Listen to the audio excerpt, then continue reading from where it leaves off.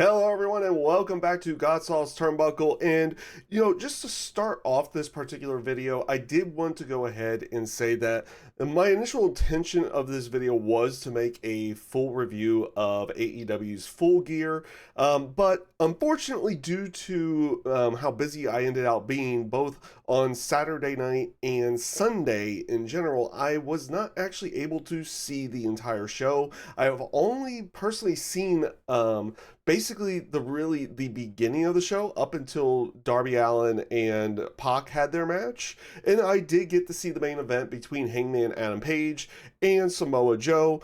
And honestly, that is probably where the most talking point is going to be, and we will get to that in a brief moment. I did kind of want to start off with the beginning, just to preface everything, but also wanted to at least make everyone aware that even though I didn't get to see the rest of the show, I did go back and watch some highlights that happened for the other matches, and honestly, it seemed like AEW's Full Gear was a very enjoyable show from kind of top to bottom, which maybe if I get some time down the road, I'll be able to watch the full show a little bit later on.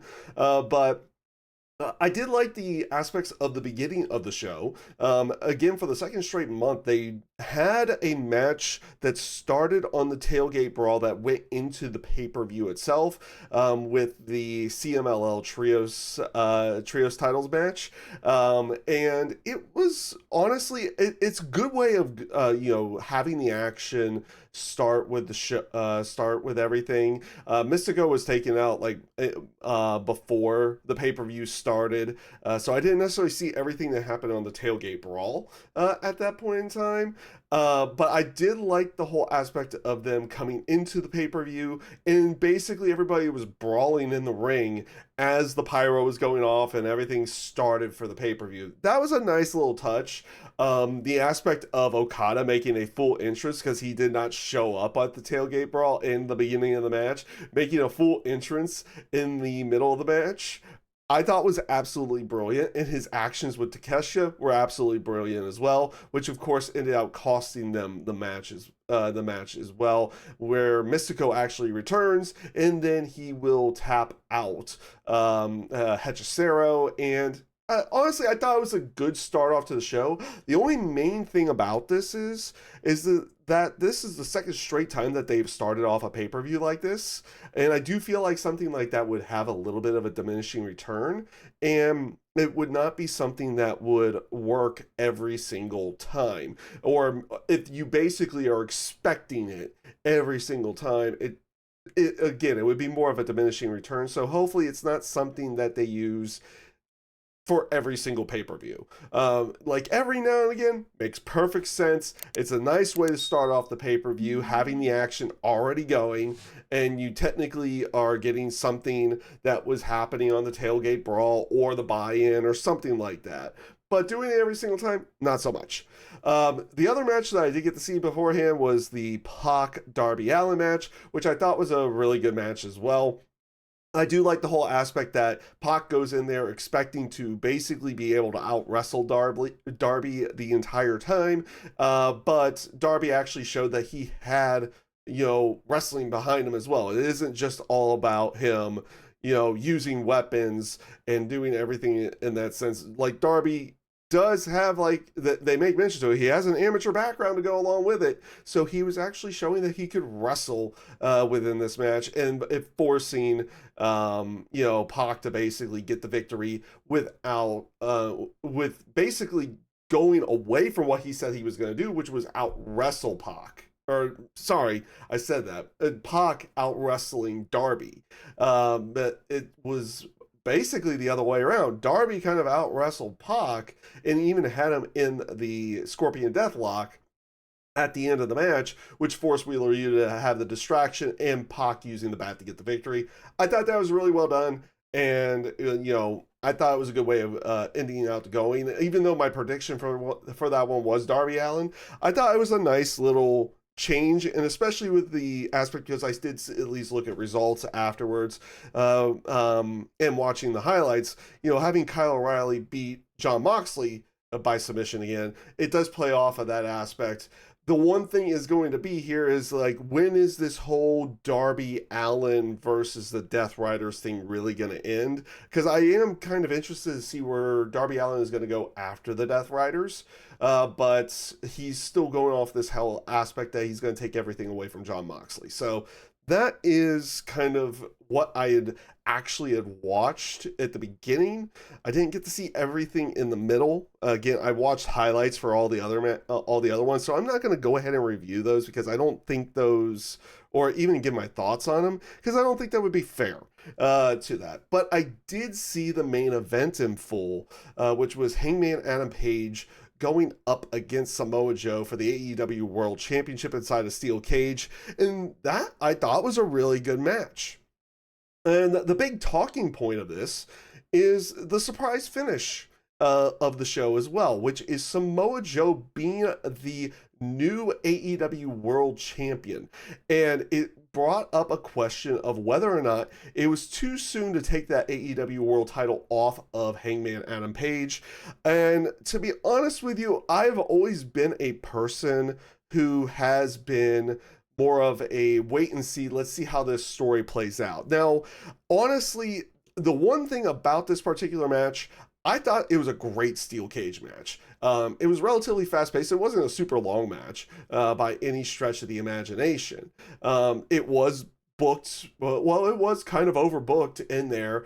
In the whole aspect of Hook having the surprise turn, especially after Eddie Kingston, who he had been teaming with, comes out and gets rid of Shibata as well. Being the one that turns on Hangman Adam Page and basically showing that he was in the ops the entire time is a little bit of a stretch for me, but that's an aspect of, Hook has been going after the ops this whole time. He's been getting beaten up by the ops this entire time, and that doesn't necessarily make, like, you could play the whole aspect of, he's like, yeah, I'm taking one for the team, but typically that's not something that someone's going to do, or a team would even put the other person through. Honestly, if they would have gone this route, it would have been interesting if they had this like conveniently placed thing where, yeah, Hook was out there and was beaten down, but was never beaten down by the ops, or something in that sense the entire time. But that was never really the case, because I mean, Samoa Joe, had beaten Hook in a one-on-one match and forced him to tap out. He also makes him tap out to the Coquina Clutch and the Fatal 4, which you could play the whole sense that Hook purposefully taps out because now Samoa Joe gets another world title shot, but you did have the one-on-one match beforehand as well. So that was a little bit of a stretch for me, and in terms of the story of Hook still being with the ops. But the whole aspect of a surprise title change, because I feel like a lot of people had it dead set in their minds that this Hangman Page title reign would come to an end via MJF. Let's be real. You have the whole Casino Gauntlet contract, everything on that as well. And to be honest, I think that was probably the way that I was thinking as well.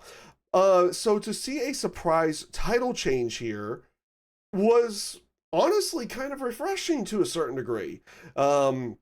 Because now it does give this whole aspect of, and they kind of did this a couple of months ago, and I know I might have mentioned to it somewhere, that it felt kind of out of nowhere that Chris Statlander won the AEW Women's World Championship. And out of nowhere, she ends out winning it and beating Toni Storm. And then they had the rematch with her and Toni Storm in a one-on-one match, and they had a really good match there as well. But it did kind of feel out of nowhere. And honestly, with how title reigns have been going recently, it's kind of refreshing to see a championship kind of change hands that you weren't really expecting it to change hands. And it'll be interesting to see where they go with everything here. I do think you get a very intriguing thing between Samoa Joe and Hangman Adam Page with the aspect of Swerve Strickland returning on this show as well. And I like the whole ending of the show of, the whole ending of the show is like the reveal of Swerve. You had the burning house, so of course, you had Hangman out there, and you constantly are thinking in your head is like, wait a minute, even though Joe has his ops dojo, he has Hook, he has Powerhouse Hobbs, which by the way, Powerhouse Hobbs looked freaking amazing pulling that chain off the steel cage door. That was absolutely fantastic. And it was it was a nice little spot in there, and it actually set up for Hangman to actually be able to hit the buckshot lariat because he wasn't able to do it with the cage being in the way originally. So again, I thought that was a nice little touch to the match. But back to everything with Swerve being there. You had this whole aspect of, Hangman's still down after, the Muscle Buster on the title, losing the championship. And you have the Ops Dojo, you have Hook, you have Powerhouse Hobbs, you have Shibata back out there. And here comes Swerve. And Joe's thinking in his head, it's like, this guy's after Hangman. So he invites him into the ring thinking he's going to go after Hangman. And he goes after the Ops. And it was a nice little touch at the end as well, because even though pretty much Swerve got rid of all of the Ops Dojo, there was one more person afterwards, and guess who ends out taking him out? Hangman Adam Page. Again, nice little touch to that, because, Swerve ended up helping out Hangman and All In. And now the two of them were standing side by side to each other at the end of the show. They weren't looking at each other, but you have this indication of where they're going with that story. And it's going to be either leading to a series of one-on-one matches with Joe and either one of them, but more than likely, we're going to get another triple threat match a few years after the last one had happened. And to be honest, I do find this to be a little bit more refreshing, because now you get that aspect of, oh, this is where they've been going with the story. This is how it's working. And yeah, they're going to win this match because it's going to set up for this down the line. Now you kind of have like, wait a minute, Joe just won the title. Nobody was expecting him to win the title. And then it's like, where do they go with the story next? So there's a little bit more intrigue there, but also sets up on this whole aspect that in a title match, that could be the title change, regardless of who it is. Because again, most people weren't expecting Joe to win it and get that championship back. So honestly, I ended up enjoying it. And I did actually really enjoy that match. Again, based off of everything here, and here's the other thing for it as well. I don't think it ultimately was too soon to take that title off of Hangman Adam Page. I've been enjoying his run as world champion. His match with Kyle Fletcher was really good. His match, of course, with MJF was fantastic. His first match with Joe was really good. So you're having some good actual title matches in there and good feuds in there as well. It wasn't like his first one, though it was a 4-month reign, and that was a little bit shorter. That was a bit shorter. It wasn't like his first one, where the feuds kind of weren't there, and then it was just basically him holding that belt until he lost to CM Punk. This one had like substantial story and substantial like feuds behind it, and I did actually quite enjoy it. The fact that it ended up being only a 4-month reign is honestly fine as well. I feel like that's a bit refreshing. So no, I don't feel like it was too soon to take that title off of Hangman Adam Page. Now, do they put it back on him at some point in time? I think the answer to that question is either yes or no, but the one thing that I definitely want to see somewhere down the line is him and Swerve one-on-one for the world title.